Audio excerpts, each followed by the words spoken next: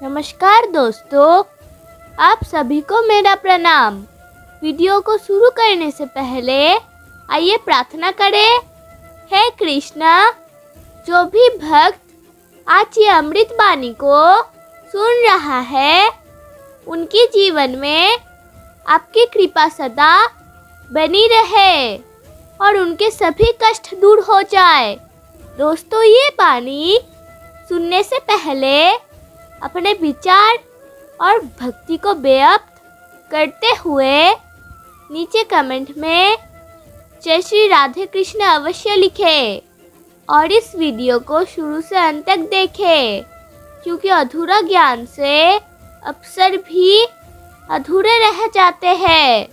अगर आप इस चैनल में नए हैं तो इस चैनल को लाइक करें और सब्सक्राइब करें और बेल आइकन को दबाएं, ताकि आप हमारे हर नई भक्ति यात्रा का हिस्सा बन सके।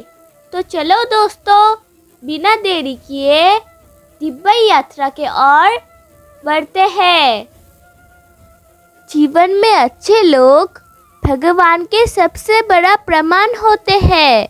अगर कोई ऐसा अवसर मिले जो पहले कभी नहीं मिला, तो समझ लो ये भगवान का संकेत है कि तुम्हारे जीवन में बड़ा बदलाव आने वाला है।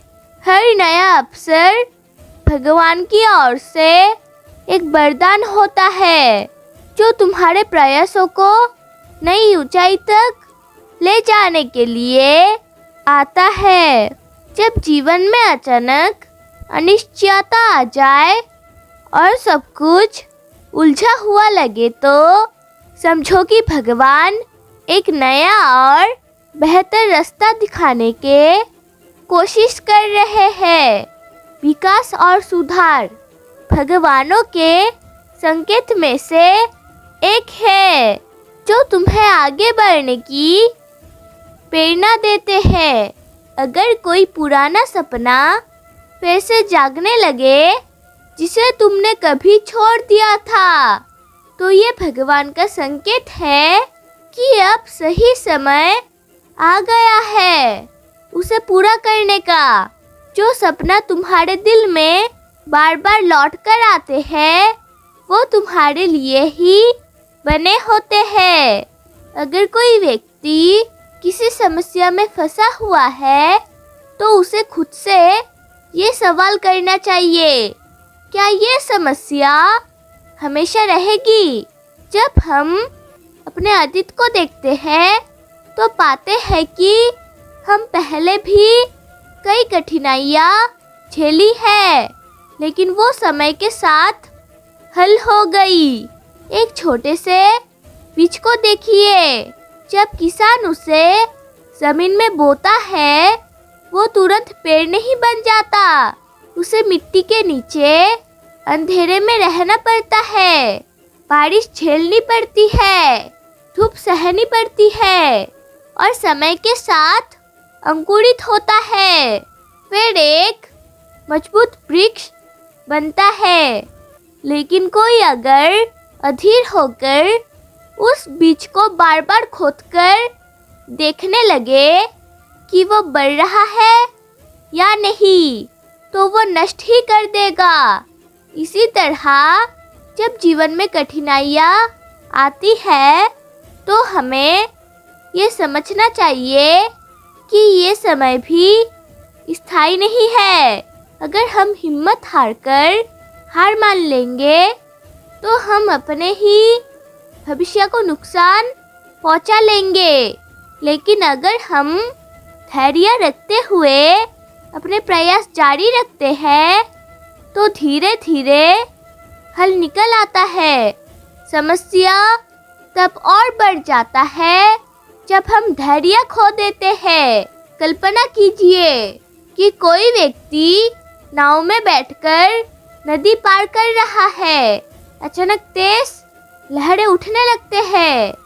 अगर वो व्यक्ति घबरा जाए और नाव से कूद पड़े, तो निश्चित रूप से वो डूब जाएगा। लेकिन अगर वो धैर्य से संभाले और सही दिशा में आगे बढ़ते रहे, कुछ ही देर में लहरें शांत हो जाएंगे और वो सुरक्षित किनारे पहुंच जाएगा। यही जीवन का नियम है। जब जीवन में सब कुछ अच्छा चल रहा होता है, सफलता हमारी कदम चूम रही होती है, तो हमारे व्यवहार कैसा हो जाता है कि हम विनम्र रहते हैं। क्या हम इस बातों को याद रखते हैं कि ये सुख स्थायी नहीं है? अधिकतर लोग इस सत्य को भूल जाते हैं। सुख के आते ही मन में अहंकार घर करने लगता है।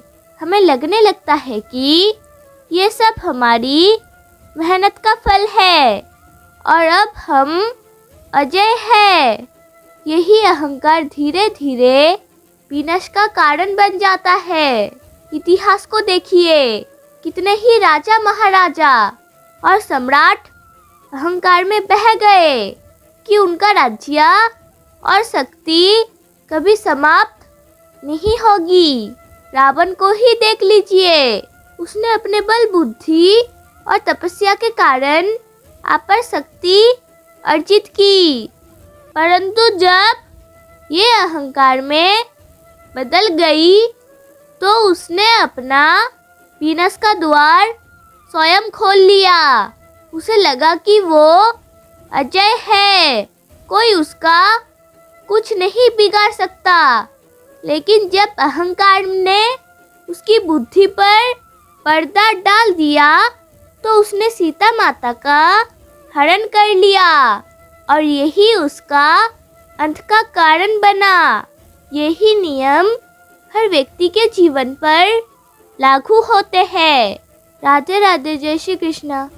फ्रेंड्स, मेरा वीडियो अगर आपको अच्छा लगा तो प्लीज़ लाइक करें, सब्सक्राइब करें और कमेंट में अवश्य लिखें जय श्री राधे कृष्ण।